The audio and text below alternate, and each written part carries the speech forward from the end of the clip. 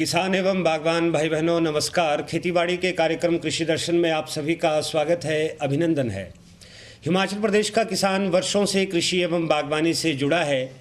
पुरुष वर्ग ही नहीं अपितु हिमाचल प्रदेश की महिलाएं भी कृषि और बागवानी में अपना संपूर्ण सहयोग प्रदान कर रही है। आइए किसान साथियों, इन महिलाओं से बातचीत करते हैं और जानते हैं कि स्वयं सहायता समूह में रहकर ये कौन कौन सी गतिविधियां करती हैं, कौन कौन से उत्पाद तैयार कर रही हैं। आइए दर्शकों, बातचीत करते हैं लक्ष्मी सहायता समूह की प्रधान श्रीमती सुमन लता जी से। सुमन लता जी, कार्यक्रम में आपका स्वागत है, अभिनंदन है। हमारे किसान बागवान साथी जो इस कार्यक्रम को देख रहे हैं आपसे यही जानना चाहते हैं, लक्ष्मी सहायता समूह जो आप सब महिलाओं ने मिलकर बनाया है, इसका निर्माण आपने कब किया? तो सभी ने हमने इकट्ठा होकर एक ग्रुप बनाया। उसमें हमने सेमियाँ सीरा बड़ियाँ का प्रोडक्ट जो है तैयार किया। मित्रों, लक्ष्मी स्वयं सहायता समूह की एक नौजवान महिला किसान हमारे साथ बैठी है।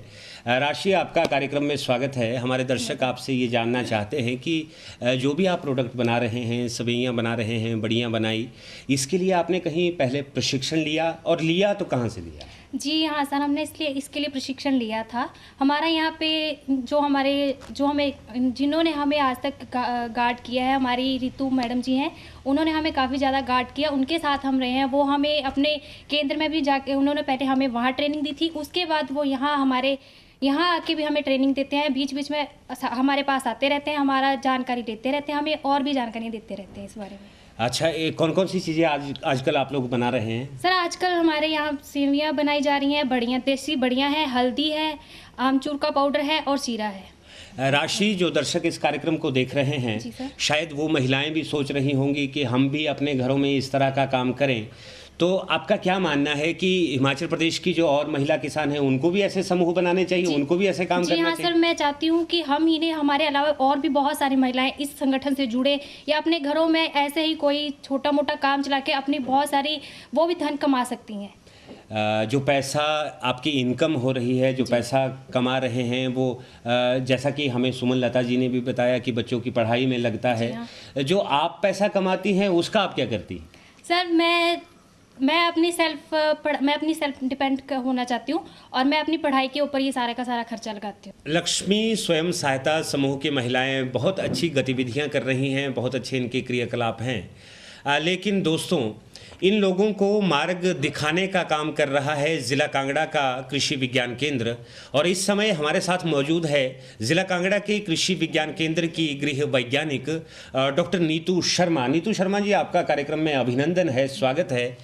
ये महिलाएं आपने एकत्रित कर रखी है, इनका समूह बनाया गया है, ये बड़ियां बना रही हैं, सवैयों का निर्माण इनके द्वारा किया जा रहा है।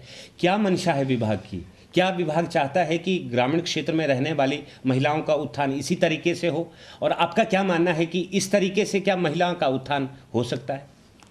जी शुक्ला जी, ये प्रश्न आपका बहुत सही है कि उत्थान जो महिला का हम करना चाह रहे हैं, तो उसमें सबसे पहले तो जो मेरा अनुभव रहा है इस फील्ड में, हमने यही देखा कि जितने भी स्वयं सहायता समूह हमारे ज़िले में बने हुए हैं, तो मैक्सिमम क्या कर रही हैं वो कि इंटरलोनिंग पर ही आधारित है। मीन्स जो आंतरिक ऋण है, लेन देन उनका चल रहा है, और जो पैसा वो एकत्रित कर रही हैं उसे वो सिर्फ अपनी जो उनकी डेली ज़रूरतें हैं, या छोटे मोटे घर में डालने हैं, या बच्चों को पढ़ाना है, या शादियां करनी हैं, सिर्फ वो उस पैसे को उसी में ही प्रयोग कर रही हैं।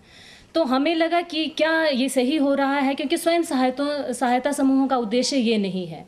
उद्देश्य ये है कि वो कोई एक्टिविटी जनरेट कर सकें।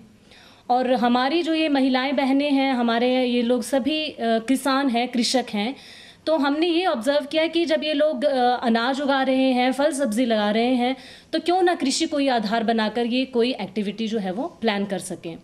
तो इसी बात को ध्यान में रखते हुए हमने ये जो हमारा लक्ष्मी स्वयं सहायता समूह है, इनको प्रशिक्षण शिविर इनके लिए आयोजित किए हमने, और उसमें हम स्टेप बाय स्टेप चले। जैसे कि पहले इनको हमने मोटिवेट करा कि इन्हें कोई ना कोई काम शुरू जो है वो ज़रूर करना पड़ेगा, सिर्फ आंतरिक ऋण ही नहीं करना है।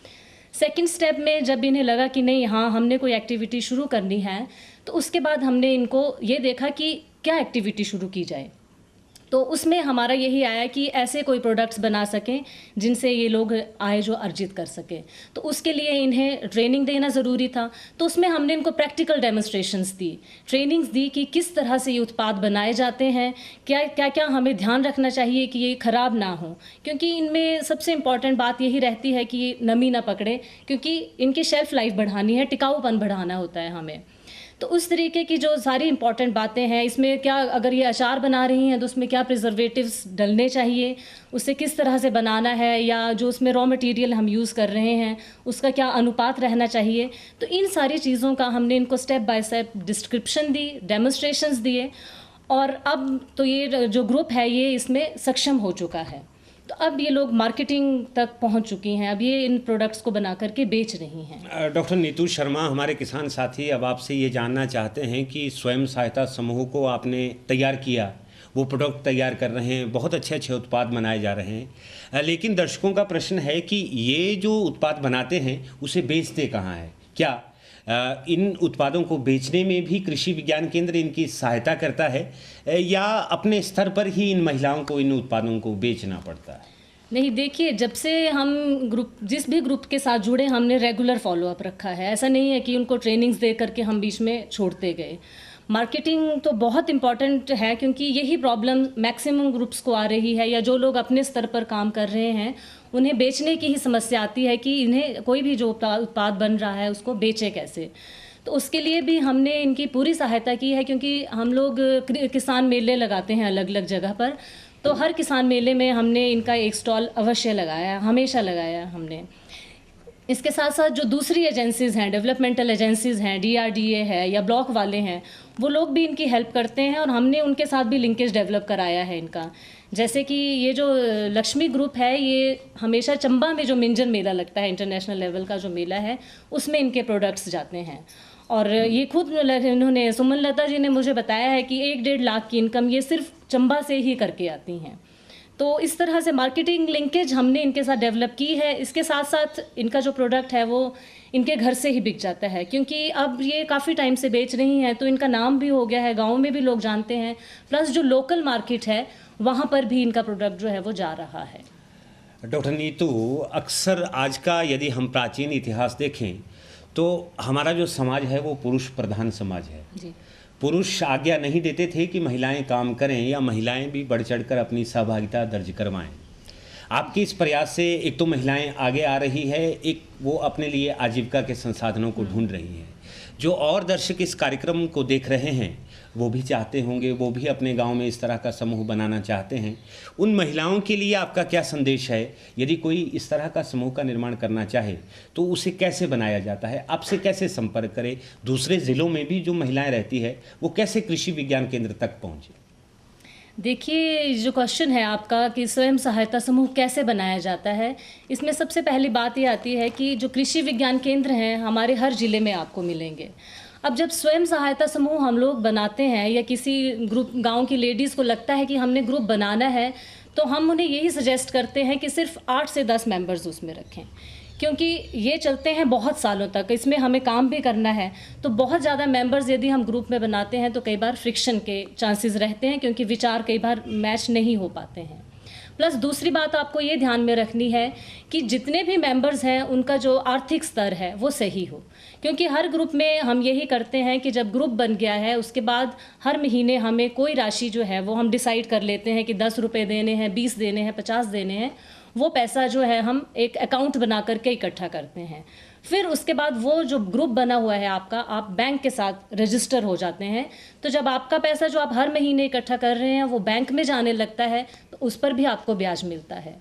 और सबसे बड़ा फ़ायदा ग्रुप्स बनाने का ये है कि जब आप ग्रुप के मेंबर बन जाते हैं तो आप उस ग्रुप के थ्रू लोन उठा सकते हैं। यदि आम कोई हम वैसे लोन लेना चाहें तो हमें बहुत सारी फॉर्मेलिटीज़ करनी पड़ती हैं, पर यदि आप ग्रुप के मेंबर हैं तो आपको ग्रुप के नाम पर जो है वो लोन मिल जाता है। अब ज़्यादातर जो ये मैंने इन्फॉर्मेशन दी, ये बहुत सारे ग्रुप्स बन चुके हैं, लेकिन बहुत से ग्रुप्स को ये नहीं मालूम कि वो पैसा जो इकट्ठा कर रहे हैं उसका उपयोग कैसे करना है।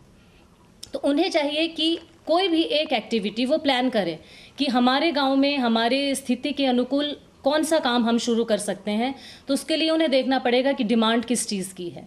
जैसे हमारे यहाँ मैंने बताया कि इनके ये प्रोडक्ट्स थे, हमने इनको इसीलिए सजेस्ट किया क्योंकि इन चीज़ों की डिमांड है, सीरा है, बड़ियाँ हैं, ये सभी घरों में इस्तेमाल होती हैं। प्लस दूसरी चीज़ आपको ये देखनी पड़ती है कि जो उसके लिए हमें रॉ मटेरियल चाहिए, बेसिक चीज़ें जो चाहिए, क्या वो आपके आसपास उपलब्ध हैं या नहीं हैं। अब जैसे जिन जगह मेरा आम बहुत है या पपीता बहुत है, गलगल हैं या फल जितने भी हैं, अगर वो बहुत मात्रा में उपलब्ध हैं तो वो उन फलों या सब्जियों को अचार के रूप में बना करके बेच सकते हैं, जैम्स बनते हैं, स्क्वैशेस बनती हैं, और भी बहुत सारे ऐसे उत्पाद हैं जो इन फल सब्जियों या अनाजों से बनाए जा सकते हैं। अब रही कृषि विज्ञान केंद्रों की बात, तो यदि वो ट्रेनिंग्स लेना चाहते हैं, क्योंकि हम लोग तकनीकी जानकारी देते हैं, किसी भी तरह की ट्रेनिंग वो इन प्रोडक्ट्स को बनाना चाहती हैं तो वो कृषि विज्ञान केंद्र या उनके अपने ज़िले में जो केंद्र हैं वहाँ पर वो संपर्क कर सकते हैं और उन्हें वो ट्रेनिंग वहाँ मिल जाती है। अक्सर हमारे जो किसान बागबान साथी है उनकी एक समस्या हमारे सामने आती है। अक्सर किसान कहते हैं कि सब्जी उत्पादन किया था, लेकिन जिस समय हमारे खेत में सब्जी उगी उस समय मार्केट में दाम अच्छे नहीं मिले। आपने बताया कि ये महिलाएं उन सब्जियों से या उन फलों से अचार, चटनी, मुरब्बा बना रही है, तो इससे तो दोहरा लाभ हमारे किसानों को मिल रहा है। एक तो जिस सब्जी का दाम उन्हें अच्छा नहीं मिलता था उसके दाम भी उन्हें अच्छे मिलने लग गए हैं। आपका क्या मानना है कि इस तरह से यदि महिलाएं पुरुष वर्ग का सहयोग करेगी या कृषि में, बागवानी में अपना हस्तक्षेप करेंगी तो क्या हमारे प्रदेश की स्थिति बदल सकती है? देखिए, हस्तक्षेप तो उनका पहले से ही है, क्योंकि जितने भी हमारे फार्मिंग ऑपरेशंस, जितना भी खेती बाड़ी का काम है, मुझे लगता है कि महिलाओं का योगदान उसमें बहुत ज़्यादा रहता है, चाहे वो फसलों की बात करें या हम फलों की बात करते हैं। और आपने ये बात बहुत सही कही कि यदि हम कच्चा माल बेचते हैं, सब्ज़ी वैसे बेच रहे हैं, तो अगर 5 रुपए किलो गोभी आप बेच रहे हैं, अगर हम उसका अचार बना करके बेचें तो वो 100-150 रुपए में आराम से बिक सकता है। और अभी सरकार भी यही सजेस्ट कर रही है कि हमें जो फल या सब्जियां हैं उनको प्रोसेस करके अगर हम बेचते हैं, उनका प्रसंस्करण करके बेचते हैं तो हम ज़्यादा मुनाफा कमा सकते हैं।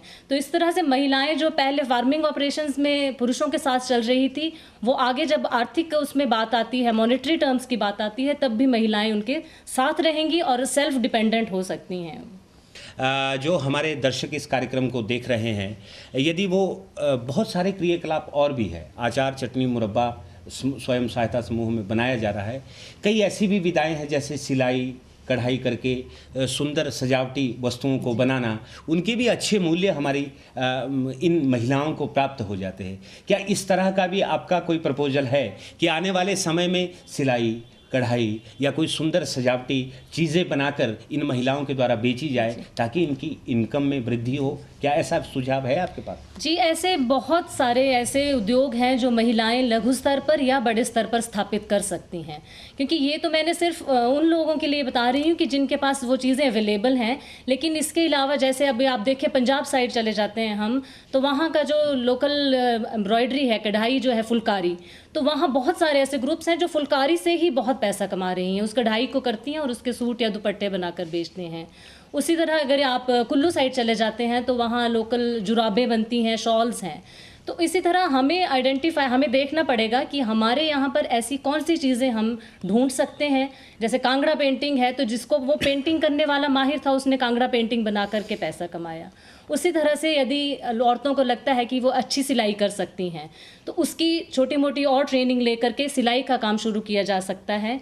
या इसके अलावा मटके होते हैं, अलग अलग डिज़ाइंस में मिलते हैं, जिसको हम पॉट पेंटिंग बोलते हैं, तो उस पर विभिन्न तरह की जो है सजावट करके पॉट्स, आजकल मतलब वो पॉट हम अगर 500 रुपये का ख़रीदते हैं तो 2000 तक का वो बिक सकता है। उसमें हमें अलग अलग तरह की पेंटिंग्स करी जा सकती हैं। इसके अलावा बांधनी का काम है, दुपट्टे आजकल टाई एंड डाई करके जो बेचते हैं लोग, 2-2 रंगों में बेच रहे हैं, उसका काम शुरू किया जा सकता है। या मोमबत्तियाँ बनाने का काम, वो भी कुछ ग्रुप्स हमारे यहाँ पर वो भी कर रहे हैं। इन महिलाओं से आज बातचीत करके हमें भी बहुत अच्छा लगा, जाहिर है आपको भी बहुत खुशी हुई होगी। डॉक्टर नीतू शर्मा, हमसे बातचीत करने के लिए, दर्शकों से रूबरू होने के लिए आपका बहुत बहुत धन्यवाद। और दर्शकों, आज के कार्यक्रम को यहीं संपन्न करते हैं। आज्ञा दें, नमस्कार।